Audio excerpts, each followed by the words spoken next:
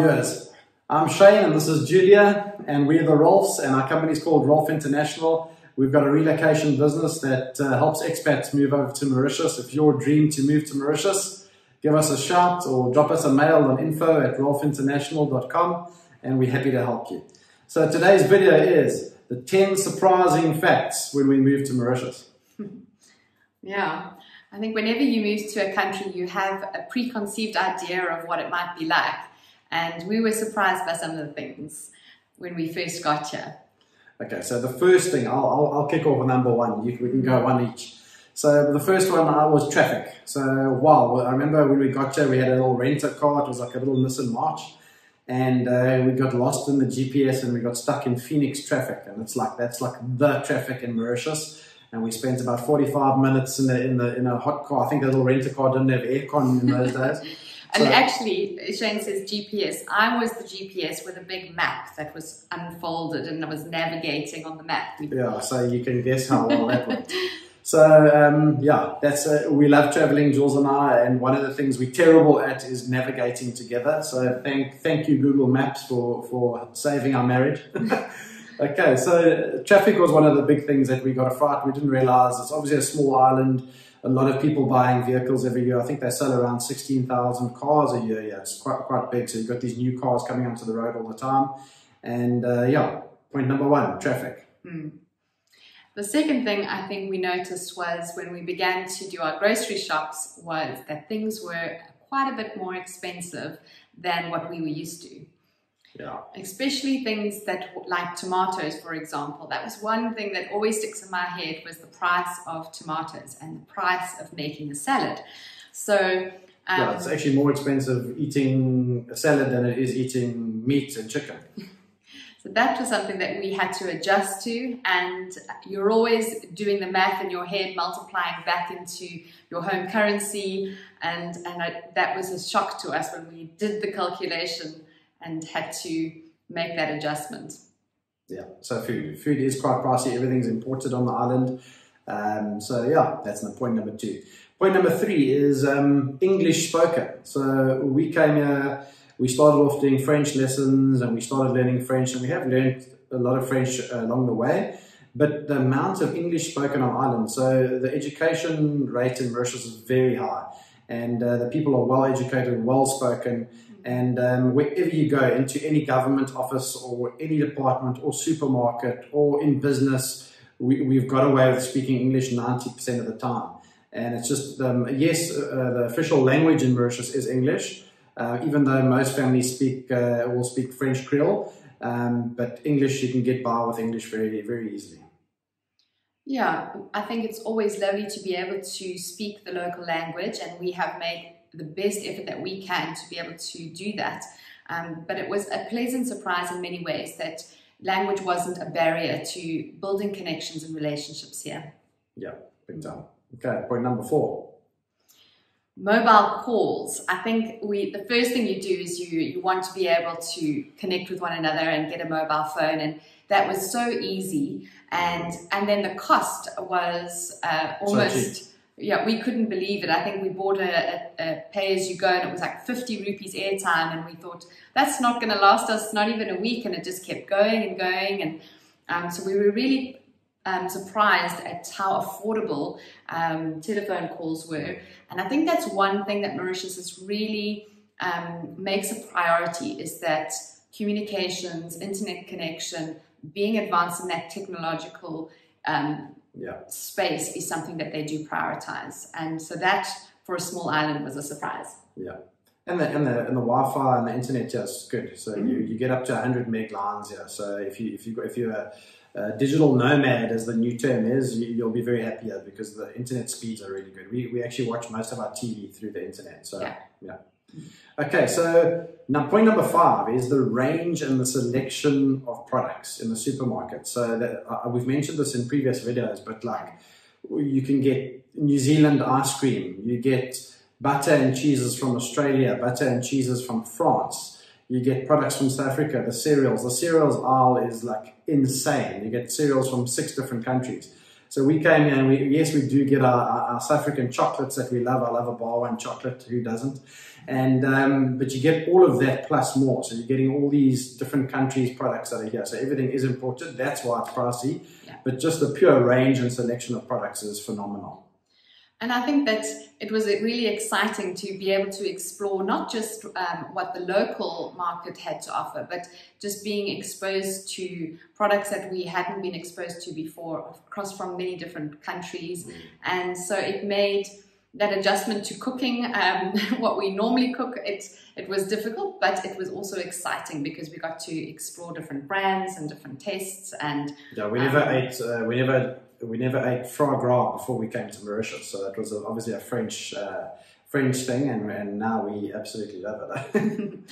And the other thing was finding things from back home, from South Africa, like Mrs. Bull's chutney, and being so excited to discover Mrs. Bull's chutney. And I remember we used to get we used to buy like 10 bottles at a time. Yeah, there would be a message that would go out from all our friends saying, London Way has Mrs. Bull's chutney, and all the South Africans would rush to London Way, and it would be off the shelves if you didn't get there in time. Now they've come to realize that that's something they need to keep in stock, and so it's amazing to see that there is a little bit of home, and but at the same time you also get to explore different types of food. Yeah, big time. Okay, point number 6. I've actually done a whole video on this, so if you haven't seen I've done a previous video about this, but this was like probably my biggest shocker. Yeah, it was something that was never sort of mentioned to us when we were looking for houses, that things work differently here. And so when we moved into our first house, we had to really discover this on our own. And the fact was that there wasn't a sewer system. Yeah. So every home has a septic tank. Yeah. And a grease trap. Yeah. And we discovered most of those by foreign smells. Yeah. And where was that coming from? And then also just that your water is heated with gas. And so... so you buy gas bottles every month, but it's actually very cheap because it's a government subsidized thing. But it is a bit of a pain in the butt to change them. I leave until the end, and I do like 10 gas bottles, one big run, and I go get it. But yeah, and then also water. You have a big water tank at the back of your property. So ours is 10,000 liters, and you have a pressure pump. And every time you open your water, it comes out of your water tank. So with the government, what they do here is they don't give water supply to the properties throughout the day. They only open water supply for 2 hours in the morning, 2 hours in the evening, and then your tank fills up at the back of your house and you use that water. We've never ever, the family of 4, ever run out of water. And the price of water is phenomenally cheap. We spend like 200 rupees a month on water, which is insane. Yeah, so I think that was something that we had to learn along the way, and it works perfectly well and it works fine. It's just different to what we were used to. Yeah. So point number 7.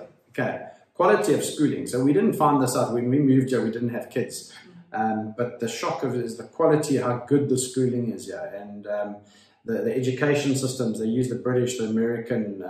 This is a French system. There's a French system as well. So and the French really put a focus on academic. We're very happy with our kids' schooling, and our kids are in classes of like 8 to 10 kids, and they have a teacher and an assistant teacher in the school. So the attention that the kids get in school and the curriculum that they use is phenomenal. Yeah, that was a good surprise when we got to that stage. Okay, the next point number 8. Yeah, I suppose... I don't know why we would find this surprising. Yeah, that's not a funny one. But. Because being on a small island, you would know that the sort of bush telegraph system works really well. But within a couple of weeks of us being here, everybody's sort of like, oh, are you Shane and Julia? You know, the new South Africans on the island. And how quickly people get to know you, and also that everybody knows everybody. When you bump into people, you say, oh, yes, you know, I know them, and they're connected somehow. And it's sort of this web of connection. So I work in the hotel industry. We've got businesses that supply products, and we'll meet guys that's the stewarding manager, and he's cousins with the guy that's the hotel manager of this hotel, and his uncle is the chef at this hotel. And it's just the network. Yeah, the network it's a small island, and everybody knows everybody. And the joke of it is my best mate comes over every December and stays with us. And we go to the local supermarket and we throw a number out how many people I have to greet them by name so that I know their name, that it counts. And I think my record was 45 people in the supermarket that I greeted by name that I knew. So it's a little game we play.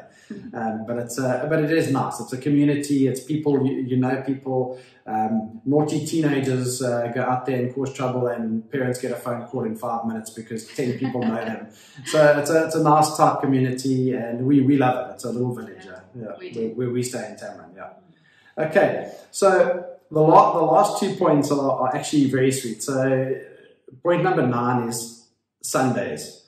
Sundays really are family days in Mauritius. So we just sit in our neighborhood. There'll be no cars in our streets. And then all of a sudden on a Sunday, there's like 10 cars parked outside our neighbor's house and the following neighbor's house and the following neighbor's house. And Sundays, Mauritian families get together and it's a family day. So a lot of Mauritians work Monday to Saturday. They work in the hotel, or they work in the hotel industries, work on Saturdays. So Sunday really is the only day off that they really have. And that day off is spent with family. So families held in very high regard, and Sunday lunch is a standard thing in Mauritius. And we've been invited to other families' Sunday lunches, and they are phenomenal. It's grandkids, it's grannies, grandpas, Omas, Opas, and everyone gets together and has Sunday lunch together, and they leave at 6, 7 o'clock at night. So you've got to like throw them out your house at the end of the day. So that's a really cool thing we enjoy about Sundays in Mauritius. Yeah. Yeah. Okay, and the last point. Kisses. Kisses. You will get lots of kisses. so we were quite horrified when we got to everyone kisses you hello. So it's the double cheek kiss on the cheeks, and we were like, this is a little bit awkward. We came from South Africa, and it's just like everyone kisses you hello, and then when you leave, everyone kisses you goodbye. So it was like, woo, man, it was out of our comfort zone in the beginning, but it becomes a way of life. I remember when we first started getting invited to social events, and you would arrive, if you arrived late, then you had the job of walking around kissing everybody hello. So we quickly realized, 30 people, we should arrive early, then everybody has to come and kiss us hello rather. But it's actually a beautiful thing, and it just took us by surprise. And then saying goodbye was the same thing, sort of like reverse kiss out the door. Yeah. So that was something that took some getting used to, but it's just part of the culture, and it's really actually something we enjoy now. Is that in that closeness and engagement with people. So guys, if you like our videos, please give us a thumbs up and subscribe to our channel. We are growing the channel so we can keep on making weekly videos for you, exciting content. And thank you for our subscribers that have subscribed. We can't do this without you guys. So yeah, and we'll see you next Friday. See you then. Bye. Bye.